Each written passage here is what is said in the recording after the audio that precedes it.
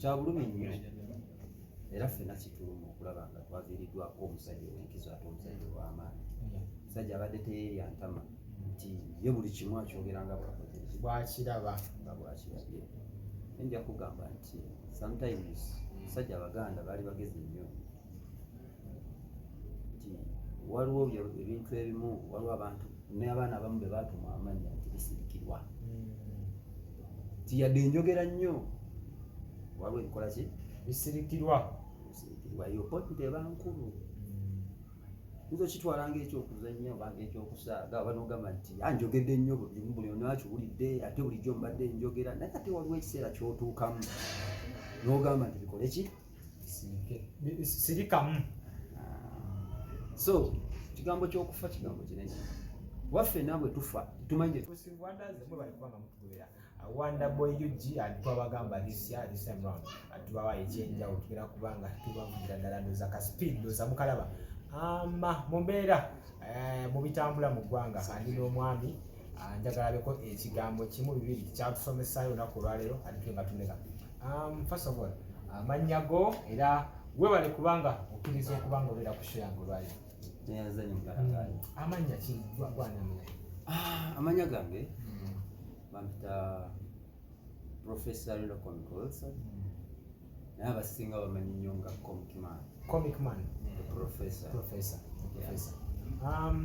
Oli musajja mumanyi, musajja mumyufu njala tugeyo kati okutambula mu ggwanga recently mukwano gaffe Isma Olaxes yafudde mu mbeera abantu balina endowooza zaabwe mu ndowooza yo nga gwe kikyoyinza okugera mu bulamu lwadde atambuza abantu bayinza kuyigiramu kyabayintu kikyoyinza okuba nga obagamba mu bino byonna.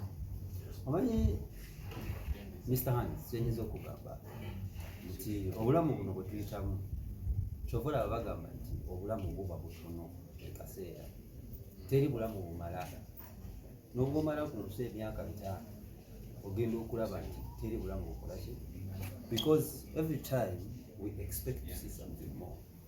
Kino kyoba wakalaba olwaleero ate ekigenda okubaawo enkya kiba kisufu okusinga ekyolwaleero. So that's why you see omuntu avaayo n'agamba nti I count a day olwemba mpiseemu lwembala. So kati ffe nga ffe abavubuka ffenna tulaga amadiini gasomesa, mizikiti gisomesa, nebyakalisomesa n'abasamize booga, naye amazima amatuufu gwe Hanzi nange tetusiikanangako omufuko ogera naye. So tetumanyi kiriyo wansi eyo.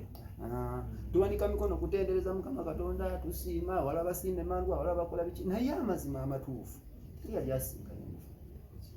So ojaguza lwaleero lwokoze eki lwoyiseemu.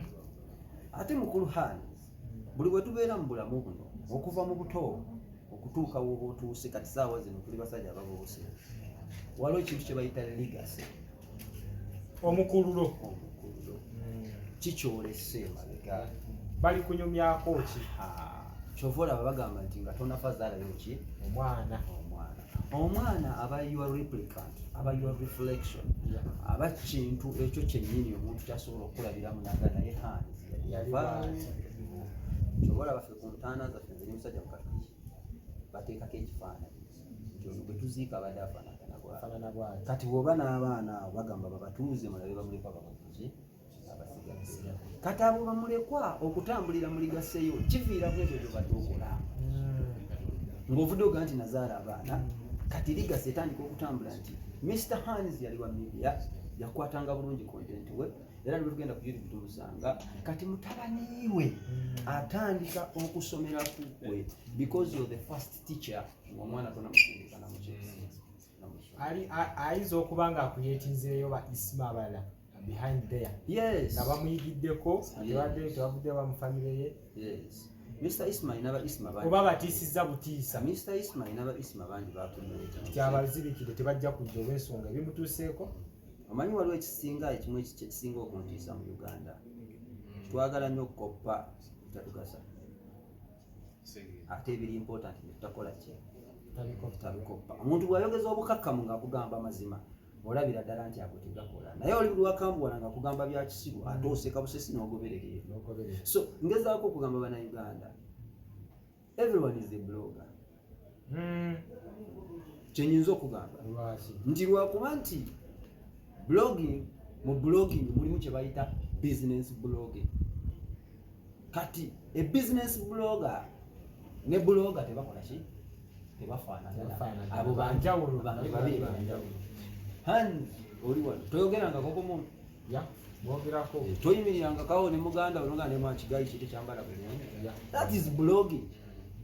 Naye ate kati business blogging ebamu okutiisa. Ekyo wadde okimanyi nti someone can find you nga oli musajja avunaanyizibwa hani ensi ekumanyi bakukwata kamera buli kimu kyonna badde bakumanyi nasanga empale yo ng'erimu ekituli ye n'akikubamu kamera ekifaanatya okitegeera tambula nti najja nagamba hani zikanaka nti okalaba njagala miliyoni y'esente bw'otamba miliyoni y'esente okoze eki wedde kati njagala omanye nti mu nsi ya Katonda kuno waliwo abantu abatateekinga tebayita risk.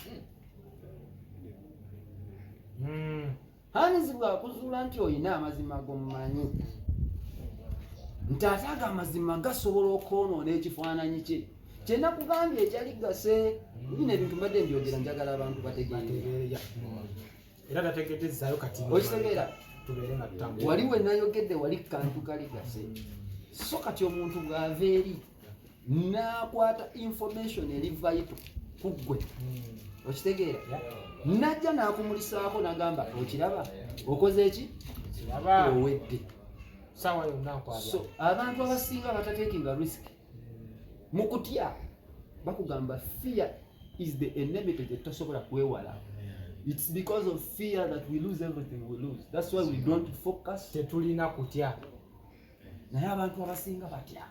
Kati oli bwakulaga akantu ako ng'olaba obulamu bwo bukoze ki? Buweddewo. Kati bw'osanga omuntu ow'ekibuggwe nga talinamu ne kasente ate alina connection ate gwe n'otandika omutiisatiisa oba owedde. Sigenda kwogerako ku nsonga yayise. Okomyawo. Wabula babuloga mwena abali eyo mu maaso abatulaba abawuliriza ababuloginga gana amakulu mugajje ku Professor Komiko lwaleero nti mubeere babisirikirwa ebintu ebimu ate manyi gwe mulimu gwabwe tebabiraga ate ebintu ebimu tebabyogera ne boogezaako okutiisasiisa sometimes bapime balabe gamba ono asuubirwamu ki era asobola kukola ki. Waliwo abantu be bayita ba action man ne ba theoretical man. Theoretical man yayogera ennyo, action man akola bukozi. Ojja kudda yogera ebyekisiru mwana akwabye naye nga eggwanga lyaffe tulisabira emirembe tutambule bulungi mu Katonda ate tukole ekyo ekitugasa for God and my country. Awo nyinyi Hands for Life ambadde ne the Comical Professor.